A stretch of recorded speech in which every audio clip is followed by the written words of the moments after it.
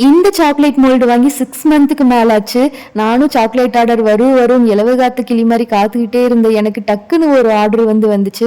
என்னோட ஃப்ரெண்டு தான் அந்த ஆர்டர் கொடுத்துருந்தாங்க. டார்க் காம்பவுண்ட் பார் ஷேப்ல 12 பீஸ் வேணும், அது போக குட்டி குட்டி சாக்லேட் ஒரு 10 பீஸ் கொடுங்கன்னு சொல்லி கேட்டிருந்தாங்க. சரி, நானும் இதுக்காக தான் வெயிட் பண்ணிட்டு இருந்தேன் அப்படின்னு சொல்லி டக்குன்னு இந்த மோல்டு எடுத்துட்டு நானும் ஹாப்பியா செய்ய ஆரம்பிச்சிட்டேன். இதுல இருக்கிற 12 கேவிட்டிஸுமே ஒவ்வொரு யூனிக்கா இருக்கும். டிசைன்ஸ் பார்க்கறதுக்கே ரொம்ப அழகா இருக்கும். எனக்கு இதுல எல்லா டிசைனுமே ரொம்ப பிடிக்கும். இன்னைக்கு குக்கிங்க்கு நான் ஹெல்ப் பண்ணி தர்றேம்மா அப்படின்னு சொல்லி என்னோட குட்டி பையன் அழகா அவருக்கு தெரிஞ்ச மாதிரி தெரிஞ்ச ஒர்க் எல்லாமே பண்ணிட்டு இருந்தாரு. சரி, பையன் இவ்வளோ தூரம் நம்மளுக்காக கஷ்டப்பட்டு பண்ணுதே அப்படிங்கிறதுக்காகலாம் இல்லை.